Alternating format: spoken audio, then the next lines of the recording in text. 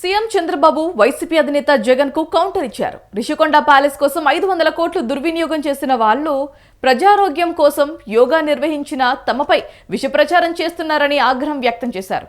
Tadepalli palace రంగురాళ్లపై బొమ్మల కోసం 100 కోట్ల ప్రజాధనాన్ని దుర్వినియోగం చేశారే కానీ ఒక్క మెడికల్ కాలేజీ అయినా కట్టారని ప్రశ్నించారు. పీపీపీ విధానంలో మెడికల్ కాలేజీలు కడుతుంటే జైల్లో పెడతామని బెదిరించడం వారి రాక్షసత్వానికి నిదర్శనమని సీఎం అన్నారు.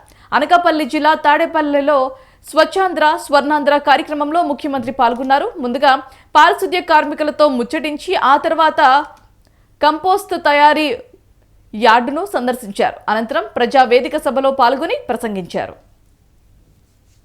బాధ్యత ఈ ప్రభుత్వం తీసుకుంటాం.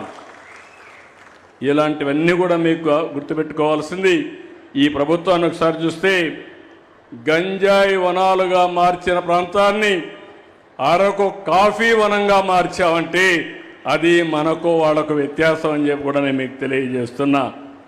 అందుకే మిమ్మల్ని అందరినీ కోరుతున్నా, ఈరోజు ఇక్కడికి వచ్చినప్పుడు మీ అభిమానం చూసా, మీ ఉత్సాహం చూసా, నేను మళ్ళీ కోరుతున్నా, ఏదో నెలకొక్క రోజున స్వచ్ఛాంధ్ర కార్యక్రమం చేయడం కాదు, అనునిత్యం మీ జీవితంలో ఈ స్వచ్ఛాంధ్ర స్వర్ణాంధ్ర ఒక భాగం కావాలి. మీ ఆలోచన విధానంలో మార్పు రావాలి. అది మీరు చేయగలిగితే మీ భవిష్యత్తు బంగారు భవిష్యత్తు చేసే బాధ్యత ఈ కూటమిదని చెప్పి మరొక్కసారి తెలియజేసుకుంటూ ఈ కార్యక్రమంలో భాగస్వాములైన మిమ్మల్ని అందరినీ పేరున మనస్ఫూర్తిగా అభినందిస్తూ అందరికీ నమస్కారాలు.